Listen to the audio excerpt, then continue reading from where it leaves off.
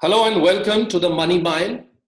On April 23rd, Franklin Templeton, one of India's leading mutual fund houses, decided to shut down 6 debt schemes. Now, the assets under management of these 6 schemes is more than 25,000 crore.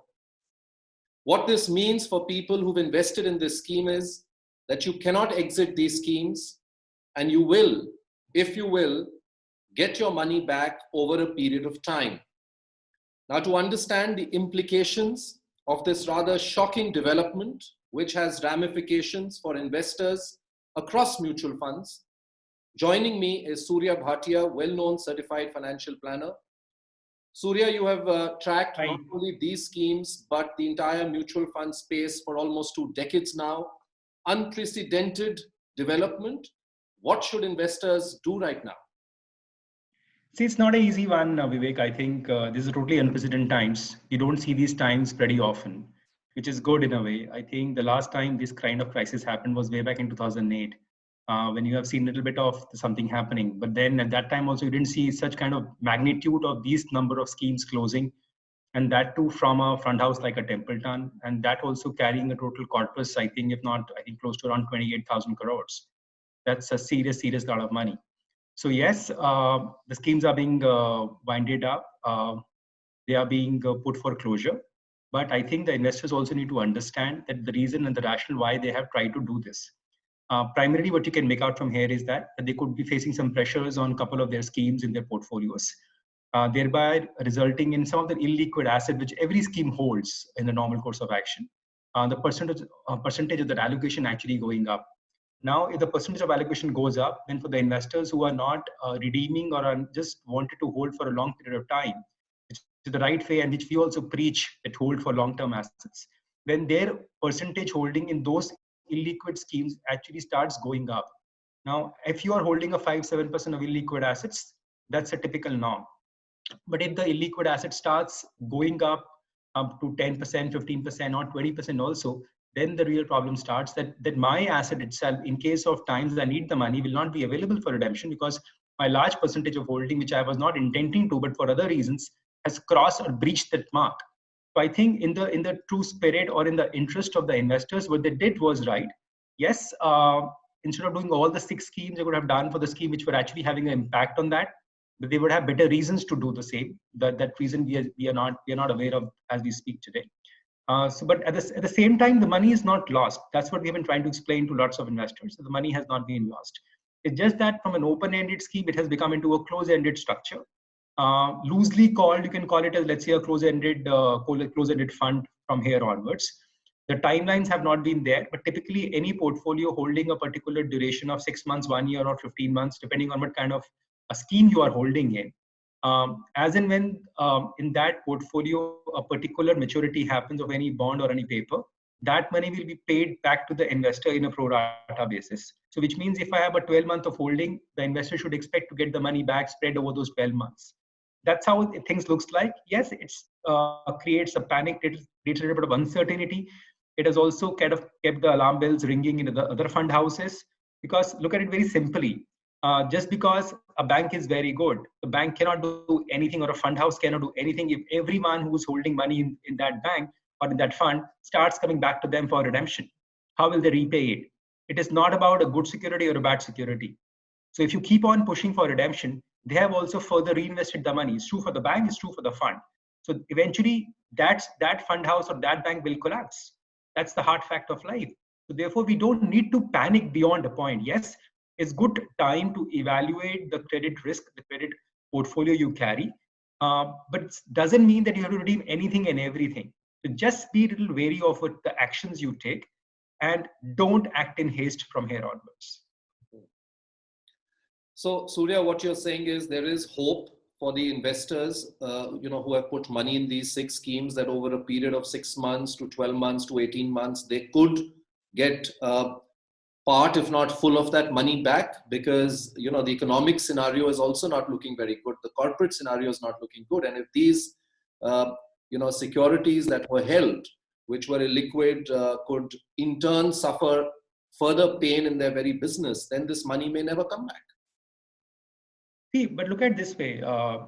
There has been no default till now. Huh? So we don't have any reason or any authority to say that because the paper is a little illiquid, they will not be paying the money back at maturity. We can say that only in the case when you see a default happening. So as we speak today, there has been no default in the security. Even I think to be fair, except for the Yes Bank 81 bond, which many funds were holding, including Templeton, the only other paper which has again not defaulted but has been marked down in the Templeton portfolio has been Vodafone. Now, Vodafone money has still not become due to them. It's only because of mark to market and the recent Supreme Court orders which came, the papers were actually reduced, the quality of the paper was downgraded. But saying that the papers has deteriorated and has defaulted, that's not the way to really put it across. I think we'll say take it as it comes, and otherwise also you cannot do much in that. And for that reason, your other schemes or your other portfolio should not suffer because of a panic attack which investor may have in the current context. So how is the situation outside of these 6 schemes? If you look at the overall debt fund situation, we've seen the entire industry top brass coming out and allaying fears with a lot of data points, which indicate that it's otherwise very healthy. And as you know, Surya, retail investors came to debt mutual funds only very recently in the last few years. It was largely a very institutional market. And now they are facing these kind of issues, which could dent their confidence about moving to debt mutual funds. So if you were to look at the overall scenario, because we've had a few individual defaults of companies, we've had some side pocketing instances. Is there a cause for concern for investors who are looking at investing in debt mutual funds? So you surely need to evaluate your debt mutual funds. That's for sure. You should do that. I think these are the times when you should not have any credit risk in your portfolio, but having a high quality short duration debt is actually recommended, because you also see a lot of opportunity coming into this space with the interest rates going down, inflation coming down. You will see the yields hardening up, and that's going to happen. Globally, you see the interest rate coming down to 0 to 1%. India is still very, very far away from that zone, and I don't think that will happen in India. But at the same time, the interest rates are bound to happen on the downward spiral. So if that happens, the debt fund will stand to gain. So just shunning the debt fund out is not the solution. And where will you go if you look at it from that perspective? Do you want to go to the banks? Then what happens? Something similar happens to the bank. Or where will you run away from that debt? So it's not about running everywhere. It's about understanding what you hold, understanding the quality of the portfolio, and then just sitting tight and quietly over there. That's what you need to do from here onwards. One of the issues that this incident has brought to the fore is the risk involved even when you invest in a debt mutual fund. So far, the thinking was that if I'm investing in equity, it comes with a lot of risk. But if I'm investing in debt, the risk is almost negligible. But incidents of these kind knock out that kind of confidence of people. Would you say that from here on, if you're investing in a debt mutual fund, factor in, I mean, you've been making this point in several of our conversations that volatility, for example, is something you've got to grapple with even in debt, as we've seen recently. What is the kind of a risk approach that an investor must have when you invest in a debt mutual fund?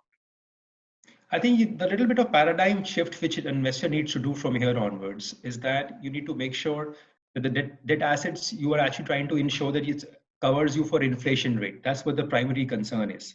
So I think the shorter end of the curve in the current context, looking at a high quality portfolio, is the mantra from here onwards. At least for some time, that's what you need to follow. Don't change your gears in the short term to earn an extra buck. And I think investors are in the current context fearful enough, and no one will actually do that. But make sure you don't put pressure on the fund houses also, just for the sake of redeeming. And then you have to be understanding from their perspective also that they will the fund houses bring money. It's not an easy time for anyone. So if you have a good quality portfolio, there is no reason to shun out that also from the system. Bad quality, low quality, yes, point taken. But a good quality needs to be held. That's true, Vivek. I think that's the way it is going forward now. All right, Surya. Thank you very much for joining.